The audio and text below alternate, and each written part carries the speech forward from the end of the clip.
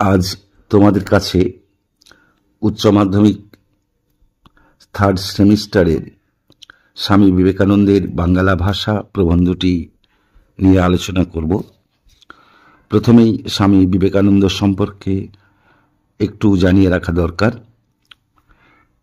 স্বামী বিবেকানন্দ 1863 খ্রিস্টাব্দের 12 জানুয়ারি কলকাতার সিমলে পল্লীতে জন্মগ্রহণ করেন। পিতা বিশ্বনাথ দত্ত, মাতা ভুবনেশ্বরী দেবী। শৈশবে বিবেকানন্দ বীরেশ্বর বা বিলে নামে পরিচিত ছিলেন। প্রকৃত নাম ছিল নরেন্দ্রনাথ দত্ত। পরে শ্রীরামকৃষ্ণ দেবের শিষ্যত্ব গ্রহণ করার পর সন্ন্যাস নেন। তার নাম হয় বিবেকানন্দ। এই বিবেকানন্দ নামটি তাকে দিয়েছিলেন ক্ষেত্রীর মহারাজা। বিবেকানন্দ অনেক গ্রন্থ রচনা করেছিলেন। তার মধ্যে বিখ্যাত কিছু গ্রন্থ হল পরিব্রাজক, ভাববার কথা, প্রাচ্য ও পাশ্চাত্য, বর্তমান ভারত, কর্মযোগ, রাজযোগ, জ্ঞানযোগ, ভক্তিযোগ ইত্যাদি। 1902 খ্রিস্টাব্দের 4 জুলাই বিবেকানন্দ শেষ নিঃশ্বাস ত্যাগ করেন। আমাদের পাঠ্য প্রবন্ধটি ভাববার কথা গ্রন্থ থেকে নেওয়া হয়েছে। এটি বিবেকানন্দ লিখেছিলেন 1900 খ্রিস্টাব্দে 20 ফেব্রুয়ারি আমেরিকা থেকে। উদ্বোধন পত্রিকার সম্পাদককে যে চিঠি লিখেছিলেন এটা সেই চিঠিরই অংশ। এই প্রবন্ধে আমরা দেখতে পাব যে আমাদের বাংলা ভাষা বিষয়ে লিখেছেন বিবেকানন্দ, এবং বাংলা ভাষা লিখতে গেলে চলিত ভাষা ব্যবহার করার পক্ষে তিনি সওয়াল করেছেন এখানে। এবং আমাদের যে প্রচলিত লেখা বাংলা ভাষা নিয়ে এতদিন ছিল বিবেকানন্দের সমসাময়িক সময় পর্যন্ত, সেখানে ছিল সংস্কৃতের প্রতি অতি নির্ভরতা, যার জন্য ভাষা অনেক ক্ষেত্রে কৃত্রিম হয়ে গেছে। এ থেকে মুক্তির উপায় তিনি প্রবন্ধে আমাদের তুলে ধরেছেন, এবং মুক্ত কেন হতে হবে এই কৃত্রিম সংস্কৃত ভাষা থেকে সেটাও বলেছেন। এবং তার জায়গায় আদর্শ চলিত ভাষা রূপে কলকাতার ভাষাকে গ্রহণ করার পক্ষে তিনি মতামত ব্যক্ত করেছেন। আমাদের ভাষার যে সংকট এবং তার সমাধানের পথও এই প্রবন্ধে তিনি বাতলে দিয়েছেন। এখন আমরা এই প্রবন্ধ বিষয়বস্তু নিয়ে একটু আলোচনা করব। প্রথমেই আমরা দেখতে পাই যে বিবেকানন্দ লিখছেন, আমাদের দেশে প্রাচীনকাল থেকে সংস্কৃতই সমস্ত বিদ্যা থাকার দরুন বিদ্বান এবং সাধারণের মধ্যে একটা অপার সমুদ্র দাঁড়িয়ে গেছে। বিবেকানন্দ বলতে চাইছেন যে প্রাচীনকাল থেকে আমাদের দেশে যে সমস্ত শিক্ষা বিষয়ক, সাহিত্য বিষয়ক গ্রন্থ রচনা হয়েছে সেগুলো সবই সংস্কৃতে লেখা হয়েছিল। এই সংস্কৃত সাধারণ মানুষের ভাষা ছিল না, এটা একটা কৃত্রিম সাহিত্যিক ভাষা বলা যেতে পারে, যে ভাষায় সাধারণ মানুষ কথা বলতো না। তাই সংস্কৃতে গ্রন্থ লেখার ফলে বা বই লেখার ফলে সাধারণ মানুষ এই সব ভাষা না বোঝার জন্য এই গ্রন্থগুলোর আস্বাদ বা বিষয়বস্তু সম্পর্কে ধারণা লাভ করতে পারেননি। এগুলো বুঝতেন বিদ্বান বা পণ্ডিতেরা, যারা সংস্কৃতজ্ঞ ছিলেন, সংস্কৃত জানতেন। ফলে বিদ্বান এবং সাধারণ মানুষের মধ্যে একটা সমুদ্রের ব্যবধান দাঁড়িয়ে যায়। সমুদ্র যেমন বিশাল, তার মধ্যে একটা বড় অসীমত্ব বা ব্যাপ্তি বোঝায়, তেমনি সাধারণের সঙ্গে পণ্ডিতের এই শিক্ষা বিষয়ে বা চিন্তন বিষয়ে, পঠন পাঠন বিষয়ে একটা দূরত্ব তৈরি হয়ে গিয়েছিল। পণ্ডিতেরা এবং সাধারণ মানুষেরা যেন দুই মেরুর বাসিন্দা হয়ে গিয়েছিলেন। ফলে এদের সঙ্গে এদের একটা যোগ তৈরি হয়নি। সাধারণ মানুষ শিক্ষার উঠোনে আসতে পারেননি, যেহেতু সবটাই ছিল সংস্কৃত নির্ভর, যেটা সাধারণ মানুষেরা বুঝতেন না। বুদ্ধ থেকে চৈতন্য রামকৃষ্ণ পর্যন্ত যারা লোকহিতায় এসেছেন তারা সকলেই সাধারণ লোকের ভাষায় সাধারণকে শিক্ষা দিয়েছেন। কিন্তু একটা বিষয় হলো যে আমাদের দেশে যে সমস্ত মহামানবেরা, মনীষীরা সেই প্রাচীনকাল থেকে জন্মগ্রহণ করেছিলেন আধুনিক কাল পর্যন্ত, তাদের মধ্যে বিশেষ একজন ধর্মগুরু বা ধর্মপ্রবর্তক হলেন গৌতম বুদ্ধ, যিনি নেপালে কপিলাবস্তুতে জন্মগ্রহণ করেছিলেন এবং বোধি লাভ করে বুদ্ধত্ব লাভ করেছিলেন। তিনি সাধারণ মানুষকে যে ভাষায় উপদেশ দিয়েছেন সেটা কোনো সংস্কৃত ভাষা নয়, সাধারণ মানুষের বোধগম্য, অর্থাৎ সাধারণ মানুষ যে ভাষায় কথা বলেন সেই জীবন্ত ভাষাতেই তিনি সাধারণ মানুষকে উপদেশ দিয়েছেন। ফলে তার উপদেশ, তার বিষয়বস্তু সাধারণ মানুষ সহজেই বুঝতে পেরেছেন। বুদ্ধ কোনো সংস্কৃত ভাষাকে গ্রহণ করেননি, ফলে তার চিন্তাভাবনা সাধারণ মানুষের মধ্যে সহজেই ছড়িয়ে যায় এবং সাধারণ মানুষের কাছে তা বোধগম্য হয়। বুদ্ধদেব সাধারণ মানুষের ভাষা পালিকেই ব্যবহার করেছিলেন। এরপর বিবেকানন্দ চৈতন্যদেবের কথা বলছেন, যিনি নবদ্বীপে জন্মগ্রহণ করেছিলেন 1486 খ্রিস্টাব্দে। বৈষ্ণব ধর্মের একটা প্রচার এবং প্রসার ঘটিয়েছিলেন। সমস্ত মানুষকে জাতিভেদ ভুলে একটা প্ল্যাটফর্মে এনেছিলেন। সেই চৈতন্যদেবও সাধারণ মানুষকে তাদের মুখের ভাষায়, চলিত ভাষায় তার উপদেশ, বাণী ইত্যাদি প্রদান করেছিলেন। ফলে জনগণের সঙ্গে তার উপদেশ, চিন্তাভাবনার একটা সহজ যোগাযোগ তৈরি হয়েছিল। মুখের ভাষায় একমাত্র আমাদেরকে বিষয়বস্তুর মধ্যে সুন্দরভাবে নিয়ে যেতে পারে, তার জন্য কোনো জটিল বা অপ্রচলিত কৃত্রিম সংস্কৃতের মতো ভাষা ব্যবহার করা ঠিক না। এরপর শ্রীরামকৃষ্ণের কথা বলেছেন যে শ্রীরামকৃষ্ণদেবও সহজ সরল ঘরোয়া ভাষায়, সাধারণ মানুষের বোধগম্য ভাষায় ঘরোয়া উপমা দিয়ে, জীবন থেকে উপমা দিয়ে তার উপদেশ বাণীগুলি জনগণের মধ্যে, তার ভক্ত শিষ্যদের মধ্যে প্রচার করেছিলেন, যার ফলে শ্রীরামকৃষ্ণের ভাব, বাণী, আদর্শ সব মানুষ সহজে বুঝতে পেরেছেন। তাই ভাষাকে সবসময় জীবন্ত হতে হবে, অর্থাৎ আমরা যে ভাষায় লিখব, পড়ব, তার সঙ্গে যেন একটা চলমান জীবনের, মানুষের মুখের ভাষার একটা যোগ থাকে। তবেই না মানুষের হিত সাধন হবে। আমরা যে উদ্দেশ্যে লিখছি সেই লেখাটা সবার মধ্যে ছড়িয়ে পড়বে, সবার মধ্যে জ্ঞান বোধের বিস্তার হবে।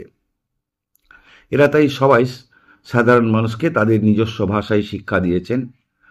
এরপর বিবেকানন্দ বলছেন, পাণ্ডিত্য অবশ্য উৎকৃষ্ট, কিন্তু কটমট ভাষা যা অপ্রাকৃতিক, কল্পিত মাত্র, তাতে ছাড়া কি আর পাণ্ডিত্য হয় না?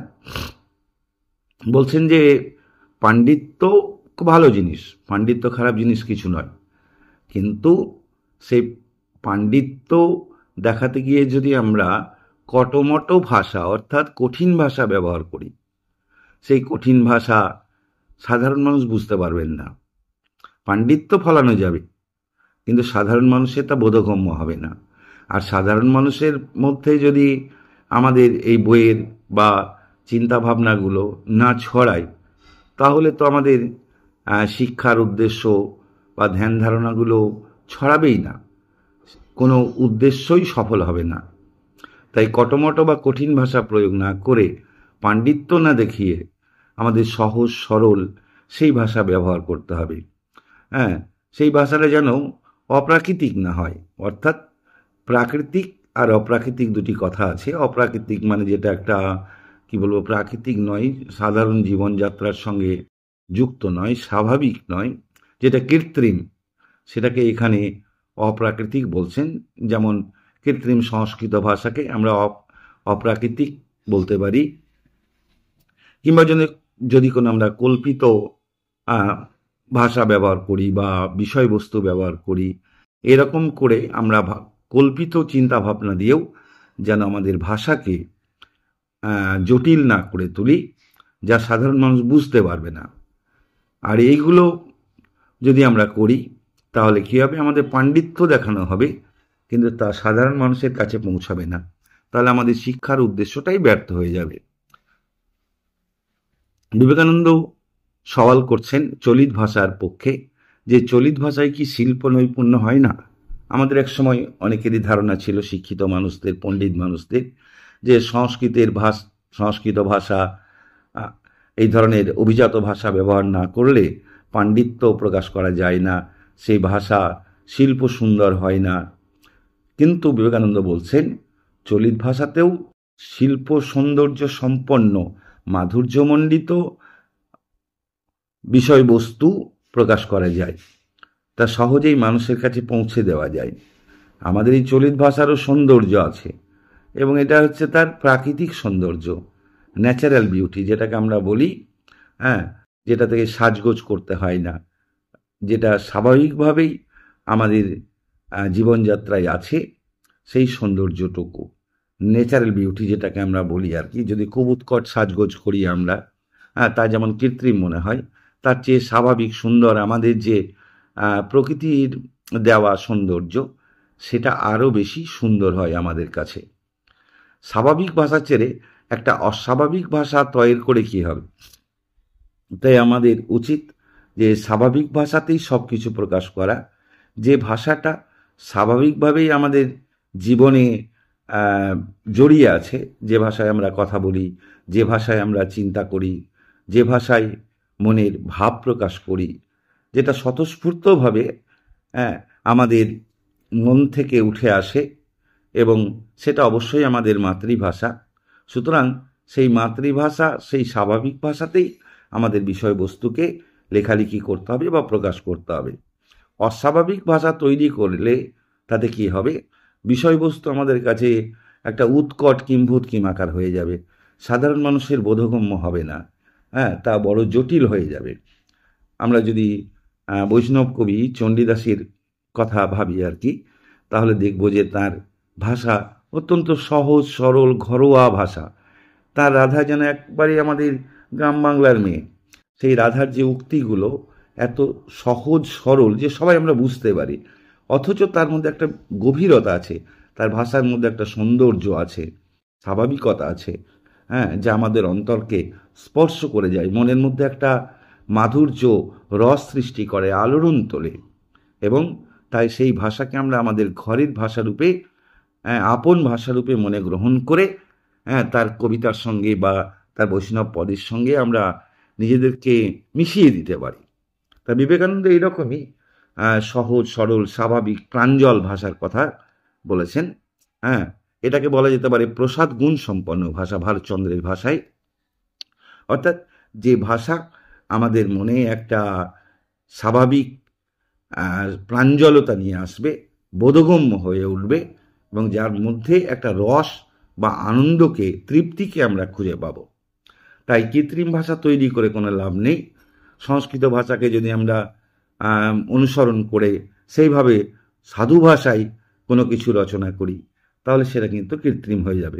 আসলে বিবেকানন্দ সময়কালে বা তার একটু আগে থেকে আমরা দেখব আমাদের যে বাংলা গদ্য তৈরি হয়েছিল, গদ্যের বাংলা গদ্য প্রথম সূচনা হয়েছিল আমরা জানি ফোর্ট উইলিয়াম কলেজকে কেন্দ্র করে। তারপর শ্রীরামপুর মিশন, এইসব এরা বাংলা গদ্যের একটা কাঠামো তৈরি করেছিলেন। পরে রামমোহন এসেছিলেন, বিদ্যাসাগর এসেছিলেন, বাংলা গদ্যের সংস্কার সাধন করেছেন। সেখানেও আমরা দেখেছি যে সাধু ভাষাকেই প্রধানত মেনলি একটা কাঠামো তৈরি করে প্রবন্ধগুলো লেখা হয়েছে। কিন্তু সেই সাধু ভাষার মধ্যে অনেক কৃত্রিমতা আছে, যেটা সাধারণ মানুষের মনের চিন্তা ভাবনার সঙ্গে আন্তরিকভাবে মেশে না, একটা দূরত্ব তৈরি হয়, এটা কৃত্রিম বলে মনে হয়। তা সেই জন্যই বিবেকানন্দ বলছেন চলিত ভাষার পক্ষে তিনি সওয়াল করার কথা বলছেন। বিবেকানন্দের অনেক পরে 1914 খ্রিস্টাব্দে আমরা দেখব যে লেখক প্রমথ চৌধুরী সবুজপত্র পত্রিকা প্রকাশ করেছিলেন, এবং সেখানে তিনি চলিত ভাষার প্রবর্তনের পক্ষে বাংলা সাহিত্যে খুব জোরালো সওয়াল করেছেন। কিন্তু তার অনেক আগেই বিবেকানন্দ, এই প্রবন্ধ 1900 সালে লেখা হচ্ছে, অর্থাৎ প্রায় 14 বছর আগে বিবেকানন্দ চলিত ভাষায় বাংলা গদ্য লেখার পক্ষে সওয়াল করছেন, মতামত ব্যক্ত করছেন। বিবেকানন্দ কতটা দূরদর্শী ছিলেন সেটা কিন্তু আমরা এখান থেকে বুঝতে পারি। তিনি একজন সন্ন্যাসী, আধ্যাত্মিক মানুষ, অথচ তিনি আমাদের ভাষা নিয়ে কতটা ভেবেছেন। তিনি যেমন সমাজসেবা করেছেন, তেমনি আমাদের সাহিত্য নিয়ে, আমাদের দর্শন নিয়ে, আমাদের সেই বাংলা ভাষা নিয়ে, আমাদের ভাষার প্রকাশ নিয়ে কতটা ভাবিত ছিলেন সেটা ভাবলে আমরা অবাক হয়ে যাই। যাই হোক, এই যে বিবেকানন্দ এরপর বলছেন যে তৈরি করা ভাষা আমরা ব্যবহার করব না, অর্থাৎ তৈরি করা ভাষা মানে কৃত্রিমভাবে তৈরি করা ভাষা, যেমন সংস্কৃত। আসলে সংস্কৃত কোনোদিনই সাধারণ মানুষের মুখের ভাষা ছিল না। পণ্ডিতেরা সেই ভাষাকে একটা সাহিত্যিক ভাষা হিসাবে তৈরি করেছিলেন এবং সেটাকে একটা অভিজাত ভাষা বানিয়েছিলেন, কিন্তু সেই ভাষার সঙ্গে জীবনের কোনো যোগ ছিল না সেভাবে। তাই এই ভাষা কিন্তু কখনো শক্তিশালী হয় না। আমাদের জীবনযাত্রার সঙ্গে যে ভাষা, জীবনের স্রোতের সঙ্গে যে ভাষা যুক্ত থাকবে সে ভাষা শক্তিশালী হয়, বলশালী হয়। তাই বিবেকানন্দ বলছেন, যে ভাষায় ঘরে কথা কও তাতেই তো পাণ্ডিত্য গবেষণা মনে মনে করো, তবে লেখবার বেলা একটা কিম্ভূত কিমাকার উপস্থিত করো। যে ভাষায় নিজের মনে দর্শন বিজ্ঞান চিন্তা করো, 10 জনে বিচার করো, সে ভাষা কি দর্শন বিজ্ঞান লিখবার ভাষা নয়? যে আমরা যে ভাষায় কথা বলি, যে ভাষায় চিন্তা করি, মনের ভাব প্রকাশ করি, সেই ভাষাতেই বিজ্ঞান, দর্শন ইত্যাদি লিখতে বলছেন বিবেকানন্দ। আমরা দেখেছি যে আমাদের বাংলাতে বিজ্ঞান বিষয়ক বইয়ে বাংলা বই ছিল না। পরবর্তীকালে বেশ কিছু বিজ্ঞানীরা, যেমন জগদীশচন্দ্র বসু বা রাজশেখর বসু, এদের কথা আমরা জানি, যারা কিন্তু বাংলা ভাষায় বিজ্ঞান বই লেখার কথা বলেছিলেন।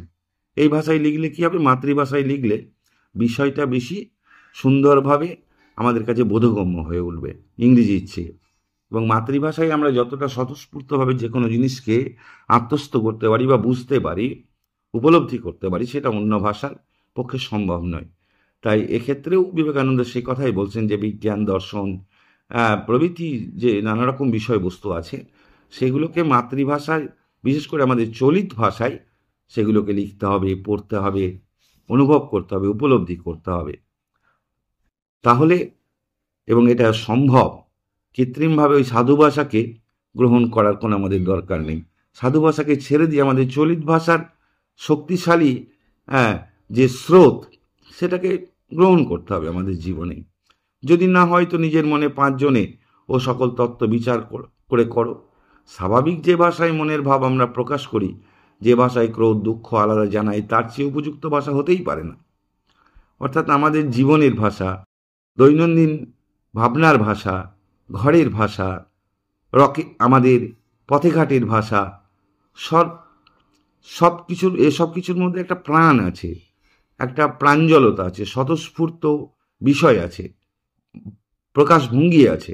সেটাকে যদি আমরা ব্যবহার করি আমাদের লেখালেখিতে বা পঠন পাঠনে, তাহলে কী হবে, বিষয়টা আমাদের অনেক বেশি আত্মস্থ হয়ে উঠবে, সহজ হয়ে উঠবে।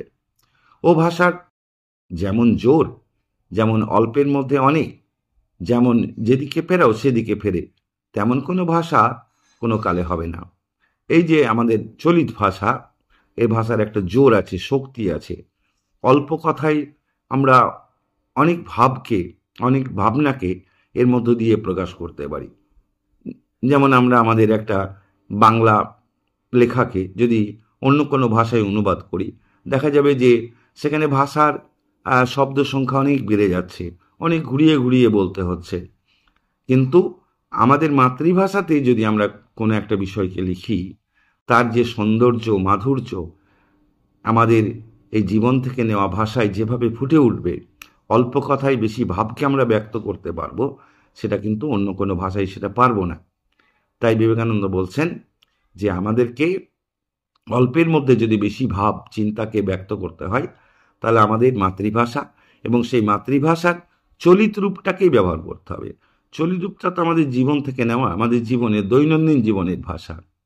সুতরাং সেটাকেই আমাদের গ্রহণ করা উচিত।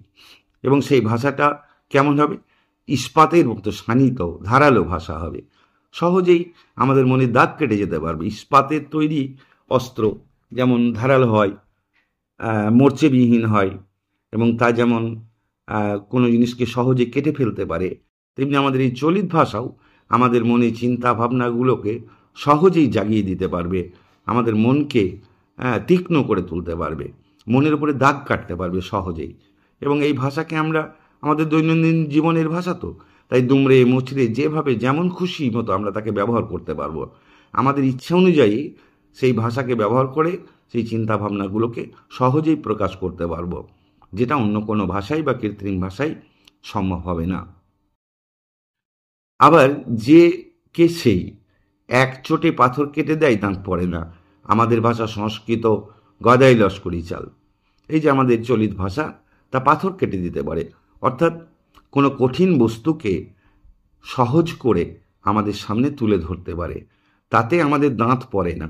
অর্থাৎ পাথর দাঁতে চেবালে যেমন দাঁত ভেঙে যায়, আমরা আহত হয়ে যাই, ঠিক তেমনি চলিত ভাষায় যদি আমরা কোনো বিষয়বস্তুকে প্রকাশ করি, তাহলে আমরা মুখ থুবড়ে পড়ে যাই না, আঘাত পাই না, বরং আমাদের কাছে বিষয়টা কঠিন হয় না, আমরা সহজেই সেটাকে সহজ পাচ্য খাবারের মতো গ্রহণ করতে পারি। আমাদের ভাষা সংস্কৃত, যে ভাষাটা আমাদের ভারতবর্ষে প্রাচীনকাল থেকে আছে একটা কৃত্রিম সাহিত্যিক ভাষা হিসাবে, এর চালটা আবার বড় গদাই লস্করি চাল। গদাই লস্করি চাল মানে ধীর গতি সম্পন্ন, অর্থাৎ খুব স্লো মোশন। তার কারণ এখানে অনেক সন্ধি সমাসের বাহুল্য আছে, সন্ধিবদ্ধ করে শব্দগুলোকে পরপর জুড়ে জুড়ে অনেক বড় আকারে প্রকাশ করা হয়েছে। এবং আমরাও যদি আমাদের সাধুরীতির বাংলা গদ্য ব্যবহার করি এবং সন্ধি সমাস যুক্ত ওই বড় বড় পদ ব্যবহার করি, তাহলে ভাষাটা আমাদের পক্ষে অনেক কঠিন হয়ে যাবে। এবং আমরা যদি আমাদের তো বাংলাতে তৎসম, তদ্ভব, অর্ধতৎসম এইসব শব্দগুলো আছে, তা তৎসম শব্দের সংখ্যা যদি আমরা বাড়িয়ে দিই সাধু ভাষার রীতি অনুসারে, এবং আমাদের সাধু ভাষার যে বাক্যবিন্যাস সেখানেও যদি আমরা সর্বনামগুলোর পূর্ণরূপ ব্যবহার করি, বা তাহলে কি হবে, আমাদের ভাষাটা আরও বেশি আমাদের সাধারণ জীবনযাত্রা থেকে দূরে সরে যাবে। তখন আমাদের কাছে অনেক ক্ষেত্রেই তা দুর্বোধ্য হয়ে উঠবে, আমরা বুঝতে পারবো না। তাই ওই এক চাল নকল করে তখন ভাষাটা আমাদের অস্বাভাবিক হয়ে যাবে। তাই ভাষা হচ্ছে উন্নতির প্রধান লক্ষণ। আমাদের উন্নতির একটা অন্যতম বা প্রধান লক্ষণ আমরা বলতে পারি ভাষা। তার কারণ এই ভাষার মধ্য দিয়েই আমাদের মনের সব ভাব আমরা ব্যক্ত করি। আমরা যাবতীয় মানুষের সঙ্গে মানুষের যোগাযোগ সব কিছু ভাষার মাধ্যমেই করি। সুতরাং সেই ভাষাটা যদি সহজ সরল প্রাঞ্জল হয়, তাহলে আমাদের চিন্তা ভাবনাকে সহজেই আমরা সবার মধ্যে ছড়িয়ে দিতে পারবো। আমাদের চিন্তা চেতনা সহজেই বিস্তৃত হবে, তার ফলে দেশের জনগণের উপকার হবে, মানুষের উপকার হবে, মানুষ শিক্ষিত হয়ে উঠবে, প্রকৃত অর্থে উন্নতিটা তাড়াতাড়ি হবে। যদি বলো ও কথা বেশ, বাংলাদেশের স্থানে রকমারি ভাষা কোনটি গ্রহণ করব? প্রাকৃতিক নিয়মে যেটি বলবান হচ্ছে এবং ছড়িয়ে পড়ছে সেটি নিতে হবে, অর্থাৎ কলকাতার ভাষা? আমাদের বাংলা ভাষাতে অনেক রকম ফের আছে। বিশেষ করে আমাদের বাংলা ভাষায় প্রধান 5টা উপভাষা আছে, যেমন রাঢ়ী, বঙ্গালী, বরেন্দ্রী, কামরূপী, ঝাড়খণ্ডী। এই ভাষাগুলো যদিও সবই বাংলা ভাষা, কিন্তু এই ভাষাগুলোর মধ্যে একটু হেরফের আছে, উচ্চারণগত হেরফের আছে, বাক্যের একটা বিশেষ উচ্চারণের যে সুর সেগুলোর মধ্যে একটু তফাৎ আছে। তাহলে এতগুলো যদি আমাদের 5টা উপভাষা থাকে, তাছাড়াও বিভিন্ন অঞ্চল বিশেষে আরও কিছু কিছু তফাৎ আছে। হয়তো 12-14 কিলোমিটার অন্তর অন্তর ভাষাতে একটু একটু করে পরিবর্তন আছে সব অঞ্চলে। তাহলে আমরা কোনটাকে আদর্শ ভাষা হিসাবে, লেখার ভাষা হিসাবে, বা মান্য ভাষা হিসাবে, বা মান্য চলিত ভাষা হিসাবে গ্রহণ করব? এক্ষেত্রে বিবেকানন্দ বলছেন যে এতগুলো উপভাষার মধ্যে আমরা কোনটা গ্রহণ করব? যে ভাষাটা বলবান হচ্ছে, শক্তিশালী হচ্ছে, অর্থাৎ, এবং সেই ভাষাটা তিনি বলছেন কলকাতার ভাষা। কলকাতার ভাষাটা আমাদের রাঢ়ী উপভাষার অন্তর্গত, এবং তাহলে অন্যান্য ভাষাকে বাদ দিয়ে এটাকে কেন গ্রহণ করতে বলছেন বিবেকানন্দ? তিনি বলতে চাইছেন যে কলকাতার ভাষাটা অনেক বেশি বলশালী, অর্থাৎ শক্তি সম্পন্ন হয়ে উঠছে। কেন? যে কলকাতা সেই প্রাচীন সময় থেকেই বিবেকানন্দ যে সময় লিখছেন বা ব্রিটিশ পিরিয়ডেই ভারতবর্ষের এক সময় প্রাচীন মানে ব্রিটিশ পিরিয়ডের প্রথম দিকে রাজধানী ছিল, তারপরে এটা পশ্চিমবঙ্গের রাজধানী হয়। দেখ, কলকাতা একটা বাণিজ্যিক শহর, সংস্কৃতির শহর, ফলে দেশ বিদেশ থেকে বহু মানুষ, বিশেষ করে ব্রিটিশরা, ফরাসিরা, ওলন্দাজরা এখানে ব্যবসা বাণিজ্য করতে এসছে। ফলে একটা কী বলবো, সংস্কৃতির দিক দিয়ে বা বাণিজ্যের দিক দিয়ে বা যোগাযোগের দিক দিয়ে, পরিবহনের দিক দিয়ে কলকাতা শহরটা একটা যোগাযোগের উন্নত জায়গা। ফলে কলকাতা সব মানুষ কোনো না কোনো কারণে এখানে আসে এবং এখানকার ভাষার সঙ্গে পরিচিত হয়, এবং দিন দিন যত যোগাযোগ বাড়বে কলকাতার সঙ্গে সারা বাংলাদেশের, পৃথিবীর ও ভারতবর্ষের অন্যান্য প্রদেশের একটা ভালো গভীর যোগাযোগ তৈরি হবে বা হচ্ছেও। ফলে কলকাতার ভাষাটা বিভিন্ন জায়গায় ছড়িয়ে যাওয়ার সম্ভাবনা খুব বেশি, এবং সেটা ছড়িয়েও গেছে। সেই জন্য এই ভাষাটা আস্তে আস্তে বলশালী হচ্ছে এবং সর্বজনের মধ্যে একটা মান্যতা পাচ্ছে। হ্যাঁ, কলকাতাতে আমাদের সবাইকেই কম বেশি যেতে হয়, সুতরাং এখানকার ভাষাটা সবার কাছেই আস্তে আস্তে বোধগম্য হয়ে উঠবে এবং সবার কাছে মান্য হয়ে উঠবে। সেই জন্য এটা একটা ঐতিহাসিক কারণ আমরা বলতে পারি, বা সামাজিক কারণও বলতে পারি, বা সাংস্কৃতিক কারণও বলতে পারি, সবগুলোই মিলেমিশে এর মধ্যে আছে। তাই কলকাতার চলিত ভাষাটাকে গ্রহণ করলে আমাদের ভাষা আরও বেশি শক্তি সম্পন্ন হবে। তাই বলশালী কলকাতার চলিত ভাষাকে, অর্থাৎ রাঢ়ী উপভাষার এই যে রূপটা কলকাতা অঞ্চলে আছে, এটাকে আমাদের গ্রহণ করতে হবে। হ্যাঁ, তাহলে একটা স্ট্যান্ডার্ড মান্য চলিত ভাষা আমরা পাবো, যে ভাষাটা দিয়ে আমরা লিখব, পড়ব, হ্যাঁ, সমস্ত বাংলার সঙ্গে যোগাযোগ রাখবো। পূর্ব পশ্চিম যে দিক হতেই আসুক না কেন, একবার কলকাতার হাওয়া খেলেই দেখছি সেই ভাষাই লোকে কয়। এখানে কলকাতায় পূর্ব পশ্চিম সব দিক থেকেই লোক আসে, সর্বত্র।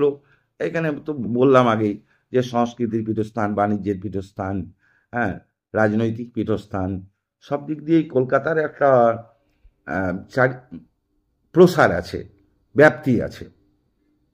তাই আবার বিবেকানন্দ যখন এই প্রবন্ধটা লিখছেন তখন কিন্তু আমাদের বাংলা ভাগ হয়নি, ভারতবর্ষ স্বাধীনও হয়নি। অর্থাৎ পূর্ববঙ্গ থেকে আমাদের পশ্চিমবঙ্গের এই যে এলাকাগুলো সবটাই কিন্তু তখন আমাদের বাংলা নামেই পরিচিত। যাই হোক, বিবেকানন্দ এরপর বলছেন যে যখন প্রকৃতি আপনিই দেখিয়ে দিচ্ছেন যে কোনো ভাষা লিখতে হবে, যত রেল এবং গতাগতির সুবিধা হবে তত পূর্ব পশ্চিমী ভেদ উঠে যাবে, এবং চট্টগ্রাম থেকে বৈদ্যনাথ পর্যন্ত ওই কলকাতার ভাষাই চলবে। অর্থাৎ আমাদের মধ্যে যত কি হবে, যোগাযোগ তৈরি হবে, গতাগতি হবে। হ্যাঁ, সেটা রেল যোগাযোগ হতে পারে, বিমান যোগাযোগ হতে পারে। এইভাবে কি হবে, কলকাতার ভাষার প্রসারটা বেশি হয়ে যাবে যোগাযোগের মধ্য দিয়ে। এবং কলকাতার সঙ্গে তো গোটা বিশ্বই বিভিন্নভাবে যুক্ত, সে রেলপথ, স্থলপথ, জলপথ, বিমানপথ। তাই সুতরাং আমরা বলতে পারি যে গতাগতির দিক দিয়ে কলকাতার ভাষাটা ছড়িয়ে পড়ার খুব সম্ভাবনা বেশি, যেটা অন্যান্য অঞ্চলের ভাষা বা উপভাষাগুলোর ক্ষেত্রে হবে না। তাই কলকাতার ভাষাটাকে মান্য চলিত ভাষা হিসাবে গ্রহণ করার পক্ষে বিবেকানন্দ সওয়াল করছেন, এবং এটা ঐতিহাসিক সত্যও বটে। তাই যাই হোক, চট্টগ্রাম থেকে বৈদ্যনাথ, মানে চট্টগ্রাম তোমরা জানো যে বাংলাদেশের পূর্ব দিকের একটি জেলা, এবং বৈদ্যনাথ হচ্ছে আমাদের বর্তমান ঝাড়খণ্ড, ভারতের ঝাড়খণ্ড রাজ্যের দেওঘর, যেখানে বৈদ্যনাথ ধাম বা শিব মন্দির আছে। তো এই পর্যন্ত বাঙালিরা বসবাস করতেন। বৈদ্যনাথ ঝাড়খণ্ডের বেশ কিছুটা এলাকা জুড়েও বাঙালিদের বসবাস, সেখানে বাংলা ভাষার প্রচলন আছে। তা এই যে ঝাড়খণ্ডের কিছু এলাকা, আবার আমাদের দিকে চট্টগ্রাম, মাঝখানে আমাদের পশ্চিমবঙ্গের বিভিন্ন জেলা, সবটাতেই এই কলকাতার ভাষাটাই কিন্তু চলবে, কারণ বাঙালিরা সব জায়গাতেই ছড়িয়ে আছেন। হ্যাঁ, এবং সবাই কলকাতার সঙ্গে বিভিন্নভাবে বিভিন্ন কারণে যুক্ত আছেন। কোনো জেলার ভাষা সংস্কৃতর বেশি নিকট সে কথা হচ্ছে না, কোন ভাষা জিতছে সেইটি দেখো। অর্থাৎ বিবেকানন্দ বলছেন যে যে ভাষাটা সংস্কৃতের খুব কাছাকাছি বা সংস্কৃতের নিকট আত্মীয়, সেই ভাষাটাকেই আমরা মান্য চলিত ভাষা হিসাবে গ্রহণ করব, সেই বাংলাটাকে, না অন্য ভাষাকে গ্রহণ করব। বিবেকানন্দ এই ক্ষেত্রে বলছেন যে ভাষাটা জিতছে, অর্থাৎ যে ভাষাটা শক্তিশালী, যে ভাষাটা বলশালী, যে ভাষাটা সবাইকে জয় করতে পারছে, সবার উপরে প্রভাব বিস্তার করতে পারছে, যেটা কলকাতার ভাষা পাচ্ছে সেটা অন্যান্য আঞ্চলিক উপভাষাগুলো পারছে না। তারা এক একটা স্বতন্ত্র সংকীর্ণ অঞ্চলের মধ্যে আবদ্ধ, তাদের প্রসারটা কিন্তু সেইভাবে ঘটছে না। তাই কিন্তু কলকাতার ভাষাটা সব জায়গায় ছড়িয়ে পড়ার ঐতিহাসিক, রাজনৈতিক, সামাজিক, বাণিজ্যিক নানা রকম সুযোগ আছে। তাই কলকাতার ভাষাটাকেই মান্য হিসেবে আমাদের গ্রহণ করা উচিত, বিবেকানন্দ এটা বলছেন। এবার বাংলা সেটাই হয়ে উঠবে বাংলাদেশের ভাষা। যদি পুস্তকের ভাষা এবং ঘরে কথা কওয়া ভাষা এক করতে হয়, তো বুদ্ধিমান অবশ্যই কলকাতার ভাষাকেই তাই ভিত্তিরূপে গ্রহণ করবেন।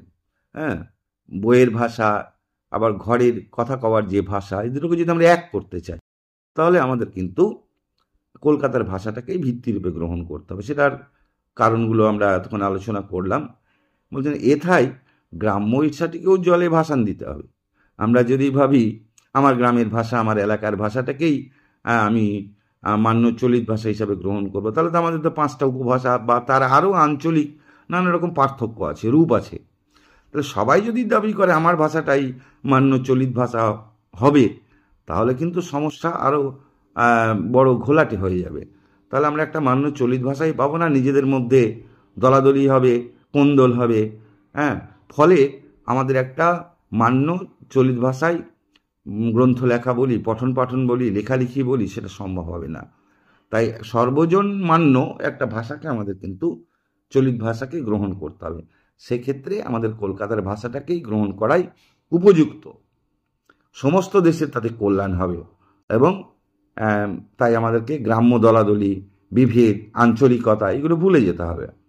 ভাষা ভাবের বাহক, আমাদের যে ভাব মনের, সেটাকে ভাষা বহন করে, বাহক তাকে বয়ে নিয়ে যায়। ভাবই প্রধান, ভাষা পরে। মনের ভাবটাই তো আগে, তারপরে আসে ভাষা। ভাব জাগবে মনের মধ্যে, তারপরে ভাষা তাকে বয়ে নিয়ে যাবে বা প্রকাশ করবে। তাই হীরেমতির সাজ পরানো ঘোড়ার ওপর বিবেকানন্দ বলছেন যে বাঁদর বসলে কি ভালো দেখায়, যে ঘোড়াটাকে আমি হীরেমতির সুন্দর সাজ পরালাম, তার উপরে সেরকম একজন উপযুক্ত সুন্দর রাজপুত্রকেই বসাতে হবে, তবেই তো সুন্দর লাগবে বিষয়টা। কিন্তু সেখানে যদি একটা বাঁদরকে বসিয়ে দিই রাজপুত্রের জায়গায়, তাহলে কি সেটা দেখতে কুৎসিত মনে হবে এবং সেটা সুন্দর বলে আমাদের মনে হবে না, তার মধ্যে একটা স্বাভাবিকতা থাকবে না। তেমনি আমাদের যে মান্য চলিত ভাষাটা সুন্দর হবে, সবার ক্ষেত্রে খাপ খাবে, সবার ক্ষেত্রে মানানসই হবে, সেই মান্য চলিতটাকেই গ্রহণ করতে হবে। এক্ষেত্রে আমাদের কলকাতা অঞ্চলের যে মান্য চলিত ভাষা সেটাকেই গ্রহণ করার কথা বলছেন। এবং সংস্কৃতের দিক দিয়েও দেখি, ব্রাহ্মণ এবং সংস্কৃত দেখো, সবর স্বামীর মীমাংসা ভাষ্য দেখো, পতঞ্জলির মহাভাষ্য দেখো, যে শেষ আচার্য শঙ্করের ভাষ্য দেখো, আর অর্বাচীনকালের সংস্কৃত দেখো, এখনই বুঝতে পারবে যে যখন মানুষ বেঁচে থাকে তখন জ্যান্ত কথা কয়, মরে গেলে ভাষা কয়। এই যে এই জায়গাগুলো কিছু উদাহরণ তুলে ধরেছেন এখানে বিবেকানন্দ। কি বলছেন যে সংস্কৃতের দিক দিয়ে যদি আমরা চিন্তা করি, অর্থাৎ সংস্কৃত ভাষায় যে সমস্ত গ্রন্থগুলো লেখা হয়েছিল, সেক্ষেত্রে আমরা দেখতে পাবো যে সেক্ষেত্রে বলছেন যে ব্রাহ্মণ, আমাদের ব্রাহ্মণের সংস্কৃত দেখো, অর্থাৎ ব্রাহ্মণ বলতে এখানে ব্রাহ্মণ জাতি এসব বোঝাচ্ছে না। ব্রাহ্মণ হলো একটি গ্রন্থ, এটাকে বেদের ভাষ্য বলা হয়। আমাদের দেশে 19টি ব্রাহ্মণ গ্রন্থ আছে। হ্যাঁ, তাই ঋগ্বেদের মধ্যে 2টো আছে, যজুর্বেদে 6টা আছে, সামবেদে 10টা আছে, অথর্ববেদে 1টা আছে। এইগুলো ব্রাহ্মণ। এগুলো বেদ পরবর্তী যুগের সাহিত্য, দর্শন, বিজ্ঞান, ব্যাকরণ এই ব্রাহ্মণের মধ্যে আছে। তা যাই হোক, এরকম কতগুলো ব্রাহ্মণের নামও করা যেতে পারে, যেমন ঐতরেয় ব্রাহ্মণ, তৈত্তিরীয় ব্রাহ্মণ, ব্রাহ্মণ সংহিতা। তো এখানে যে সংস্কৃতগুলো আমরা দেখব, সেই সংস্কৃত আবার সবর স্বামী লিখছেন মীমাংসা ভাষ্য। সবর স্বামী স্বামী ছিলেন একজন দ্বিতীয় বা তৃতীয় খ্রিস্টপূর্ব শতকের একজন ভাষ্যকার, এবং তিনি মীমাংসা দর্শন তার ভাষ্য লিখেছিলেন। পরবর্তীকালে আচার্য কুমারিল ভট্ট এই সবর ভাষ্যের টিকা রচনা করেছিলেন। এরপর বলছেন যে পতঞ্জলির মহাভাষ্য। কে এই পতঞ্জলি? পতঞ্জলি 250 খ্রিস্টপূর্বাব্দে কাছাকাছি সময়ে ভারতের একজন বিখ্যাত দার্শনিক ছিলেন। শুধু দার্শনিকই নন, তিনি একজন ব্যাকরণবিদ ছিলেন। তিনি পাণিনির যে ব্যাকরণ সেইগুলোকে সূত্রবদ্ধ করেছিলেন এবং তাকে একটা দার্শনিক ব্যাখ্যা দান করেছিলেন তার মহাভাষ্য গ্রন্থে। এই গ্রন্থে 85টি আহ্নিক আছে। যাই হোক, এই পাণিনির কথা বিবেকানন্দ পতঞ্জলির কথা তুলে ধরলেন। এরপরে বলছেন আচার্য শঙ্করের ভাষ্য দেখো। আচার্য শঙ্কর মানে শঙ্করাচার্য আনুমানিক 9ম শতকে তিনি ভারতবর্ষে আবির্ভূত হয়েছিলেন। তিনি ছিলেন অদ্বৈতবাদী দর্শনের প্রবক্তা। তার মূল দার্শনিক কথাটি হল ব্রহ্মসত্য, জগৎ মিথ্যা। এটাই ছিল তার দার্শনিক চিন্তাভাবনার মূল বিষয়বস্তু। তিনি 10টি উপনিষদ, গীতা এবং বেদান্ত সূত্রের ভাষ্য রচনা করেছিলেন।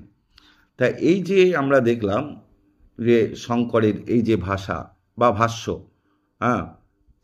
এই সব সংস্কৃত ভাষার সঙ্গে বা ভাষ্যের সঙ্গে আমরা যদি অর্বাচীন কালের, অর্বাচীন মানে আধুনিক কালে ভাষা, সংস্কৃত ভাষাগুলোকে মেলাই বা তুলনা করি, তাহলে কি বুঝতে পারবো আমরা? যে আমরা বুঝবো যে যখন মানুষ বেঁচে থাকে তখন জ্যান্ত কথা কয়, মরে গেলে মরা ভাষ্য হয়। অর্থাৎ মানুষ যে ভাষায় বেঁচে থাকাকালীন কথা বলে সেটাই জীবন্ত ভাষা। সেই ভাষায় কথা বললে সব মানুষ বুঝতে পারে, সবটা আমাদের সহজবোধ্য হয় এবং সেই ভাষার মধ্যে গতিশক্তি থাকে, সেই ভাষার মধ্যে প্রাণ থাকে। সেই ভাষাকে আমরা সাবলীলভাবে, স্বতঃস্ফূর্তভাবে আপন বলে গ্রহণ করতে পারি। কোনো দূরত্ব থাকে না। আমাদের জ্ঞান বোধের বিকাশটাও খুব ভালো হয় এই জীবন্ত ভাষার মধ্যে। কিন্তু সেই জ্যান্ত যখন মরে যায় তখন মরা যে ভাষা, সেই মরা ভাষাই কিন্তু কৃত্রিম হয়ে যায়। এই যে সংস্কৃতকে এমনিতেই বলা হয় মৃত ভাষা। কেন মৃত ভাষা? তার কারণ সংস্কৃত সেভাবে কোনো দিন সাধারণ মানুষের মুখের ভাষা ছিল না। সেই আমলে যে আমরা অবহট্ট ভাষা ছিল, প্রাকৃত ভাষা ছিল, সেই সমস্ত ভাষাতেই সাধারণ মানুষ কথা বলতেন। শিক্ষিত পণ্ডিত মহলে সংস্কৃতের চল ছিল এবং সেটাতে বেশিরভাগ ক্ষেত্রে গ্রন্থ রচনা, পঠন পাঠন এসব হতো। তাই সংস্কৃত আজকে মৃত ভাষা নামে পরিচিত। তার কারণ এই ভাষাতে সেভাবে কোনো জনজাতি বা মানুষ আজও আর কথা বলে না, তাই এটা মৃত ভাষা। তাই সেই মৃত ভাষার আর আদর্শকে অনুসরণ করে যদি আমরা আমাদের আজকের লেখালেখি, সাহিত্য ইত্যাদি রচনা করতে যাই, তাহলে সেই ভাষাটা বড় খটোমটো হয়ে যায়, আড়ষ্ট হয়ে যায়, কঠিন হয়ে যায়, দুর্বোধ্য হয়ে যায় এবং তার সঙ্গে জীবনের যোগ থাকে না। আর জীবনের সঙ্গে যদি ভাষার যোগ না থাকে, সেই ভাষাটা মানুষের কাছে বড় অন্তরের, বড় কাছের, বড় আদরের হয় না। একটা দূরত্ব তৈরি হয়। যে আমাদের কাছে থাকে তার সঙ্গেই তো সম্পর্কটা আন্তরিক হয়, মেলামেশাটা ভালো হয়। তাই যে ভাষাটা আমাদের চলিত ভাষা, সেই ভাষাটা আমাদের জীবনের সঙ্গে যুক্ত। আমরা প্রতিনিয়ত তাতে কথা বলছি, তার সঙ্গে মেলামেশা করছি, তার মধ্য দিয়ে মনের ভাব প্রকাশ করছি। সুতরাং এই ভাষাতে যে সাহিত্য বা বিভিন্ন চিন্তা ভাবনাগুলো আমরা প্রকাশ করব, সেই ভাষাটাই হবে আমাদের কাছে সহজবোধ্য এবং প্রাণের ভাষা। তাই চলিত ভাষার পক্ষেই বিবেকানন্দ সওয়াল করছেন আমাদের বাংলা ভাষায় সাহিত্য থেকে আরম্ভ করে যাবতীয় দর্শন, বিজ্ঞান লেখার জন্য। তাই বলছেন যে নতুন যত মরণ নিকট হয়, নূতন চিন্তা শক্তির যত ক্ষয় হয়, ততই দুই একটা পচা ভাব রাশিকৃত ফুল চন্দন নিয়ে ছাপাবার চেষ্টা হয়। আমাদের মৃত্যু যত কাছে আসে এবং নতুন চিন্তা শক্তিগুলো যত ক্ষয় হয়ে যায়, তখন কি হয়?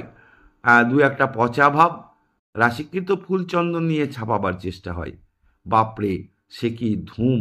10 পাতা লম্বা লম্বা বিশেষণের পর দুম করে রাজা আসিত। মানে এখানে বলতে চাইছেন বিবেকানন্দ যে একটা মৃত ভাষা, অপ্রচলিত ভাষা, কৃত্রিম ভাষা, যেমন সংস্কৃত। হ্যাঁ, সেই ভাষারকে আমরা আমাদের লেখালেখির ক্ষেত্রে, পঠন পাঠনের ক্ষেত্রে তার আদর্শকে যেন, কাঠামোকে যেন আমরা গ্রহণ না করি। অর্থাৎ আমরা যদি সাধু ভাষাকে গ্রহণ করি লেখালেখির ক্ষেত্রে, পঠন পাঠনের ক্ষেত্রে, তাহলে আমরা কিন্তু সংস্কৃতের অনুকরণ করতে যাব, কৃত্রিম সংস্কৃতকেই আমাদের জীবনে গ্রহণ করব। তার ফলে ওই ভাষাটা দিয়ে আমাদের বর্তমান জীবনযাত্রার সঙ্গে কোনো যোগ তৈরি করতে আমরা পারবো না। হ্যাঁ, বিষয়টা যেন যে ভাবটা বা যে চিন্তাটা পচে গেছে, তাকে তো আর, পচা জিনিসকে তো আর গ্রহণ করা যায় না। হ্যাঁ, তাকে দিয়ে ফুল চন্দন চাপিয়ে যদি আমরা তাকে আবার গ্রহণযোগ্য করে তুলবার চেষ্টা করি, কিন্তু তার পচনটাকে আটকাতে পারি না। যে মরে গেছে সে মরেই গেছে, তাকে আর বাঁচানো যায় না। মৃতের দেহে প্রাণ সঞ্চার করা যায় না, বরং তাকে রাখলেই একটা পচনের বা পচে যাওয়ার দুর্গন্ধ আমাদেরকে টিকতে দেয় না। হ্যাঁ, তাই বলছেন, বাপরে বাপ কি ধুম, 10 পাতা লম্বা লম্বা বিশেষণের পর ধুম করে রাজা আসিত।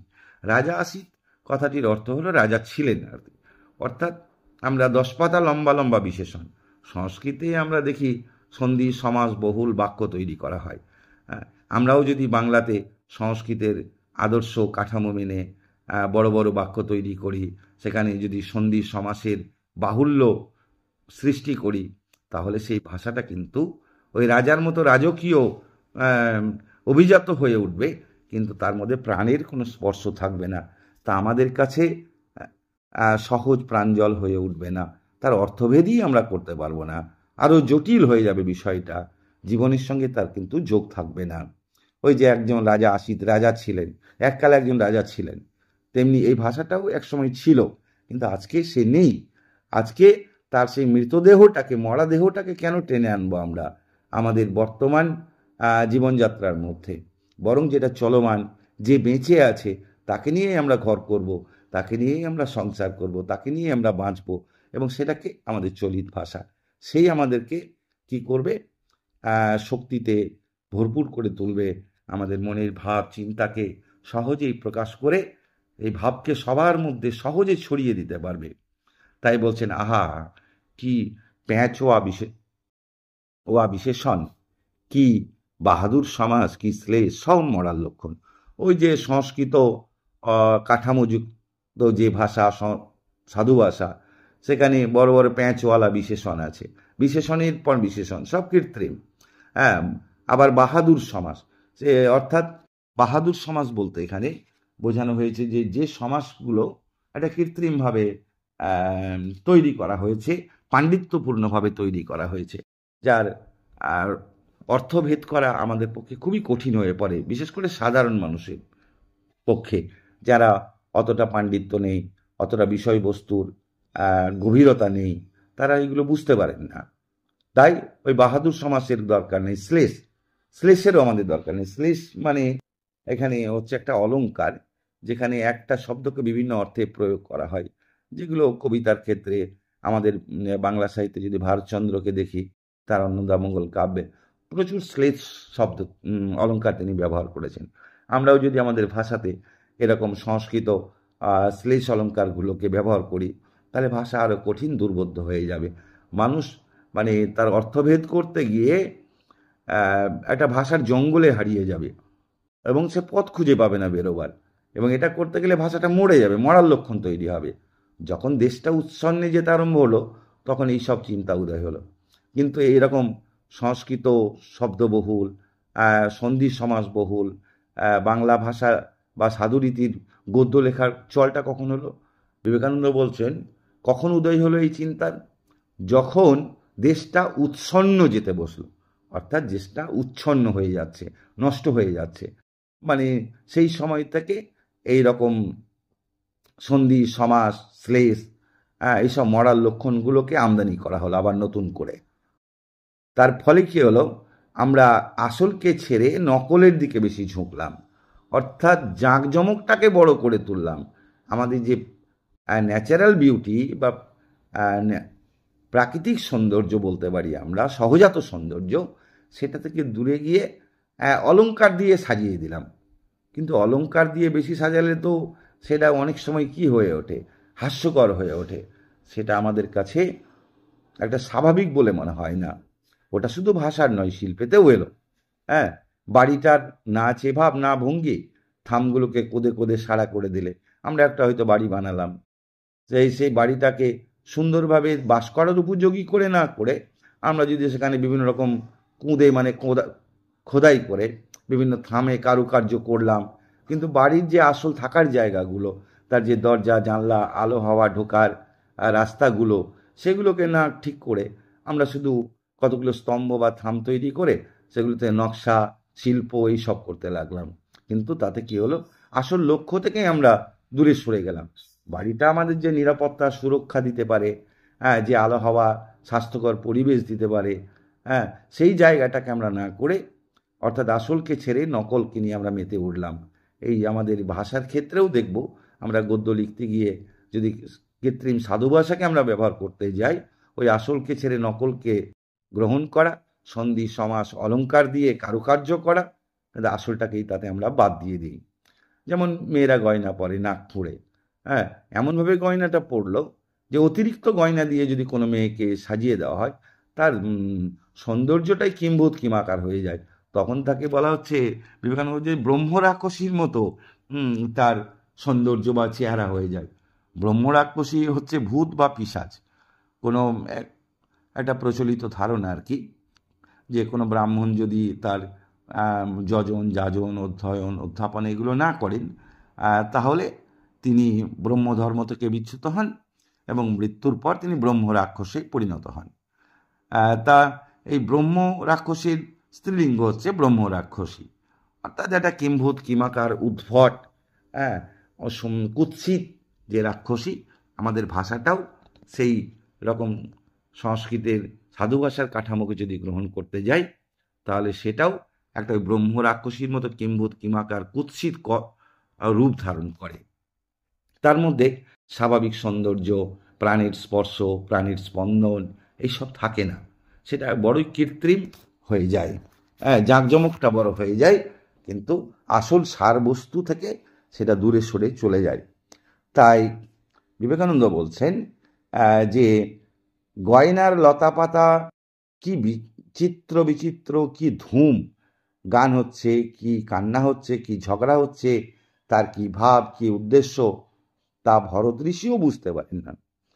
বলছেন এই যে আমরা যদি আসলে চেন নকলকে বড় করি, জাঁকজমককে বড় করি, লতা পাতা বিচিত্র সৌন্দর্য দিয়ে ঘরকে সাজাই, আমরা কখন কাঁদছি কখন ঝগড়া করছি এই পার্থক্যটা যদি বুঝতে না পারি, হ্যাঁ, তাহলে কি হচ্ছে, কখন গান হচ্ছে কখন কান্না হচ্ছে কখন ঝগড়া হচ্ছে, এই সব ভাবগুলোকে বিচিত্র ভাবগুলো দিয়ে যদি আমরা একটা ঘোঁট পাকিয়ে দিই, তাহলে কি হবে, বিষয়টা আমাদের কাছে একটা জাঁকজমকপূর্ণ হবে, কিন্তু সেটা তার মধ্যে কোনো প্রকৃত অর্থ বা তাৎপর্য থাকবে না, সেটা দুর্বোধ্য এবং জটিল হয়ে যাবে। ভরত ঋষিও সেটা বুঝতে পারবেন না। এখানে বিবেকানন্দ ভরত ঋষির কথা বলছেন। ভরত ঋষি বলতে প্রাচীন ভারতের আচার্য ভরতের কথা বলা হচ্ছে।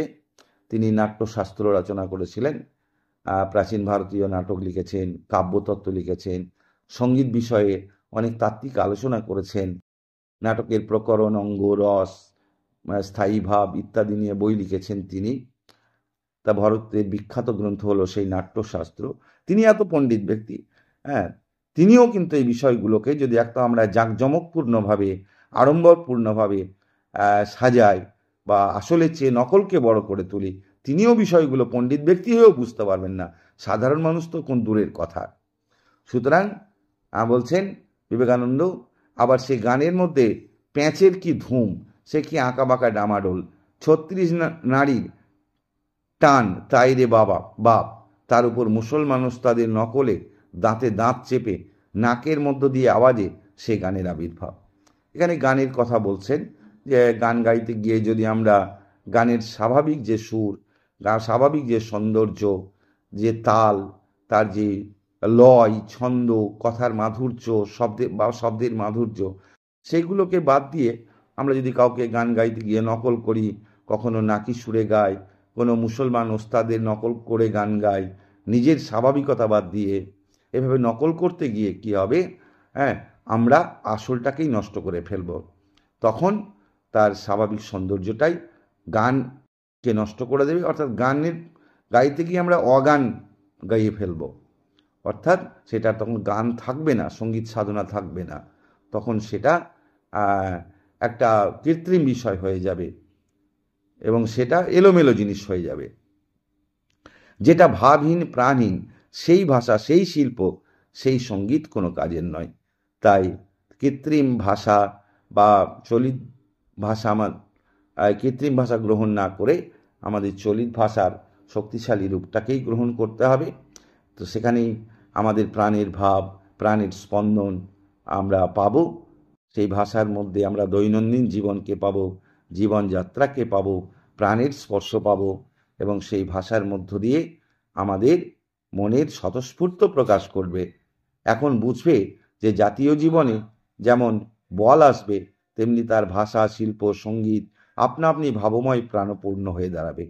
আমাদের এই যে জাতীয় জীবন, আমরা যেমন বাঙালি জাতি, বাঙালির জাতীয় জীবন কি ভারতবর্ষের জাতীয় জীবন, এগুলোর মধ্যে আমরা দেখব ভাষা, শিল্প, সঙ্গীত এগুলোর মধ্যে প্রাণের স্পন্দন দরকার।